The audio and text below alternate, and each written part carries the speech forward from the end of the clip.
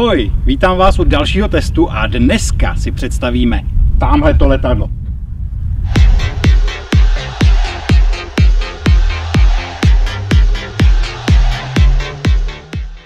Tohle aero vzniklo v Kanadě. Původní návrh. Jak to vlastně se dostalo k tobě?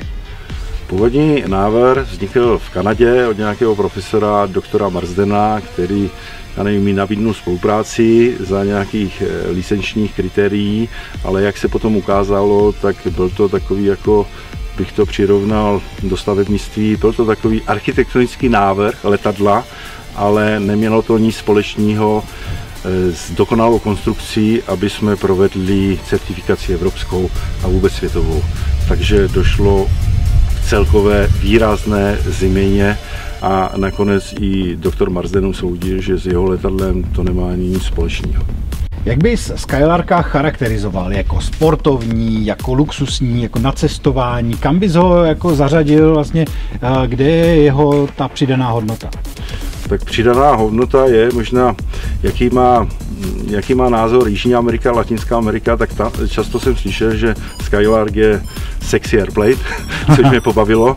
A šli jsme hlavně cestou, aby byl aerodynamický a hlavně na cestování, na delší cestování, ale nevěnovali jsme se a nebudeme se věnovat luxusu, ale vyloženě jako sportovní charakteristice letadla.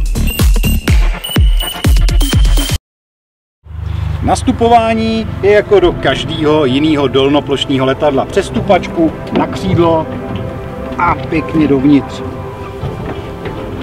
Úplně v pohodě. Místa je tu dost pro velký i menší postavy.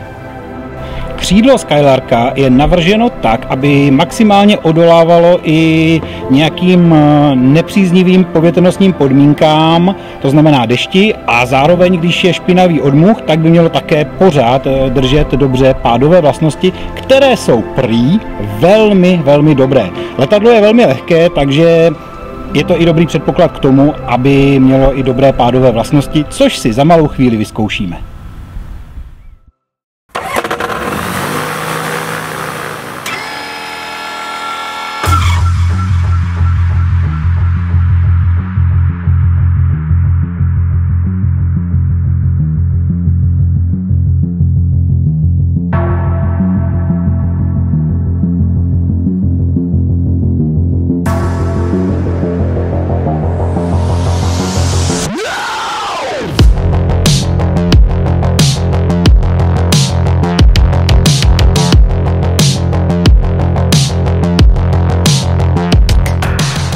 Tak si to shrňme. Skylark je jednoznačně elegantní a líbivý letadlo.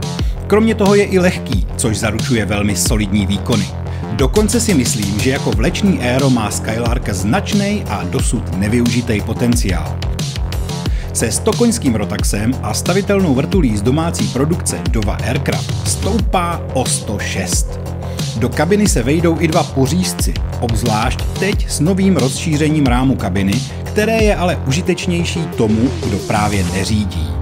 Pouze pozor, při otevírání kabiny je nutno hlavu pokorně sklonit, aby nedošlo ke skalpování pasažéra či pilota, což samozřejmě trochu přeháním, ale je dobré o tom vědět.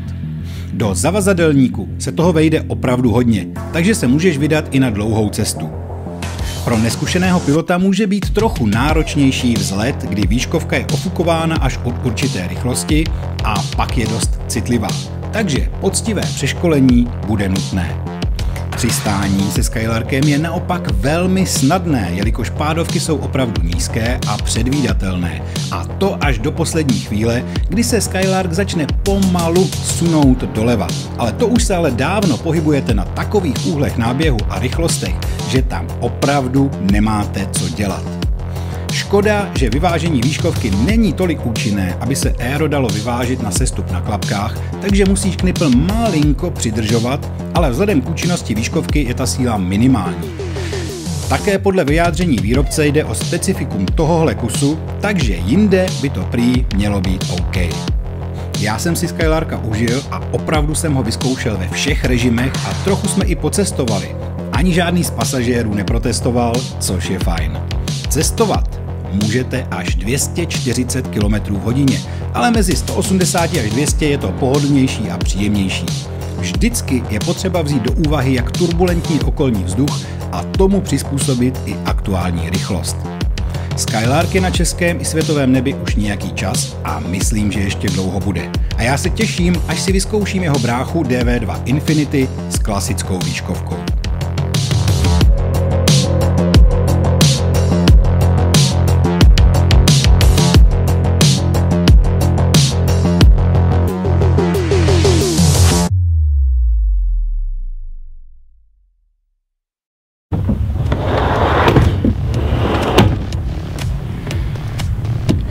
Jaký jsou dojmy po letu?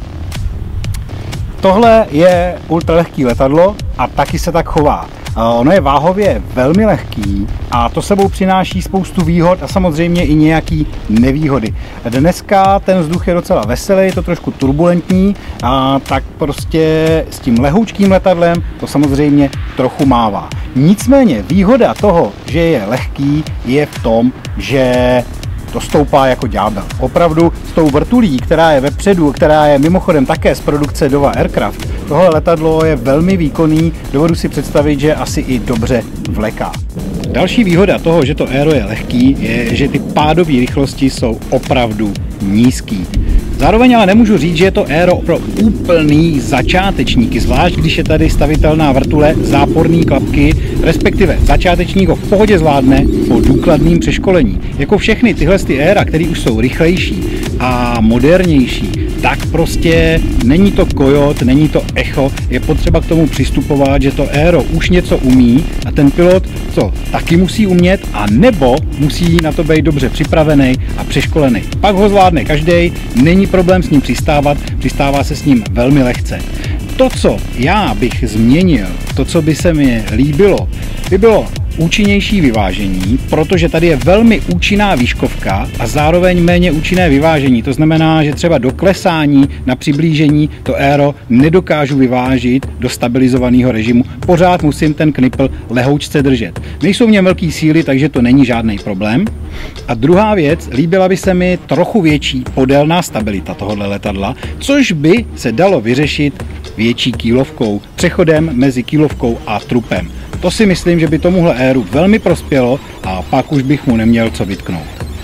A ještě jsem zapomněl, zkoušel jsem maximální rychlost, když jsem dal plnění 3.0, 5000 otáček. To letadlo se velmi ochotně rozběhne až na 240 km/h, ale popravdě mně se víc líbilo, když to letělo mezi těma 180 a 200. Tam mi přišlo, že je v pohodě a že je tak nějak doma.